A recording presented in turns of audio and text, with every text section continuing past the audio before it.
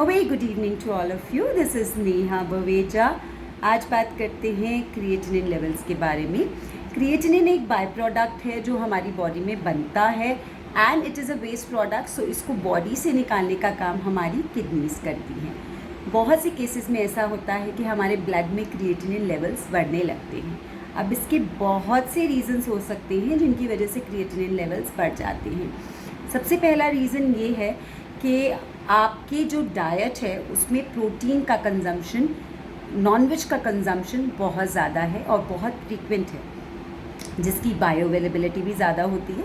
So animal sources, अगर आपके diet में एनिमल प्रोटीन सोर्सेज ज़्यादा हैं तो उससे क्रिएटिनिन लेवल के बढ़ने के चांस होते हैं. अगर आप रेड मीट ज़्यादा खाते हैं, नॉनवेज ज़्यादा खाते हैं, तो उन केसेस में ये इशू देखा जाता है. जो लोग डायबिटिक हैं बहुत प्रोलॉन्ग टाइम से, जिनको डायबिटीज़ रहती है, उनको धीरे धीरे किडनीज़ पे इफ़ेक्ट पड़ना स्टार्ट हो जाता है. जो क्रॉनिक किडनी रिलेटेड इश्यूज़ हो जाते हैं उसकी वजह से भी क्रिएटिनिन लेवल्स बढ़ने लगते हैं.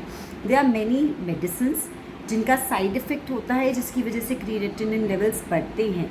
जो लोग सप्लीमेंटेशन लेते हैं, प्रोटीन सप्लीमेंट्स बहुत ज़्यादा क्वांटिटी में लेते हैं या फिर ऐसे प्रोटीन सप्लीमेंट्स लेते हैं जो क्रिएटिनिन लेवल को बढ़ाने में हेल्प करते हैं, उसकी वजह से भी क्रिएटिनिन लेवल्स बॉडी में बढ़ने लगते हैं. इसके साथ साथ मेनी अ टाइम्स अगर आपके किडनी में कोई इन्फ्लेमेशन है, कोई इन्फेक्शन हो गया है, तो उससे भी क्रिएटिनिन लेवल्स बढ़ने लग जाते हैं. अगर आप बहुत ज़्यादा विग्रस एक्सरसाइज करते हैं और आपकी जो मसल्स हैं उनका ब्रेकडाउन हो रहा है, उससे भी आपके क्रिएटिनिन लेवल्स बढ़ने लगते हैं.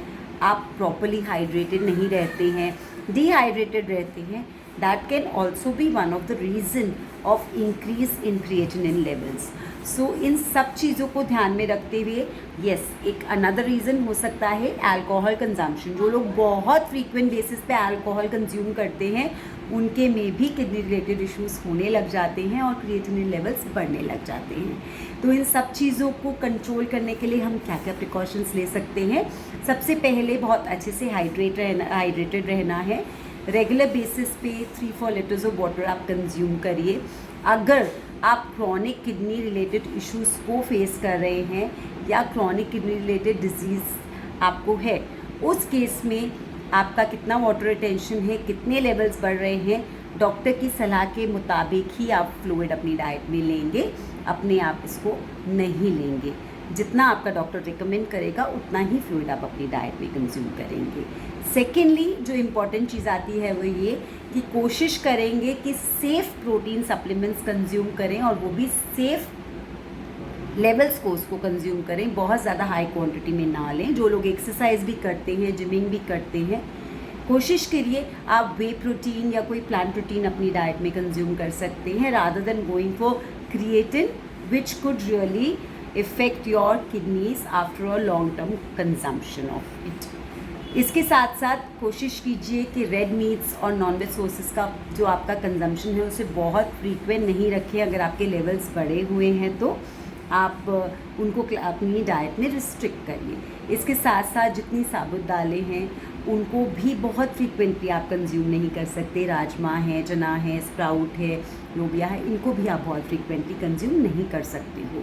ग्रीन लीफी वेजिटेबल्स जैसे पालक है, मेथी है, इसका कंजम्पशन भी आपको अवॉइड करना पड़ेगा अगर आपके क्रिएटिनिन लेवल्स बढ़ रखे हैं. कुछ ऐसे वेजिटेबल्स हैं जिनको अवॉइड करना है ग्रीन लीफी वेजिटेबल्स के साथ, जैसे पोटैटो है, टोमेटो है, इनको भी बहुत बियॉन्ड द लिमिट आप अपनी डाइट में ऐड नहीं कर सकते हैं.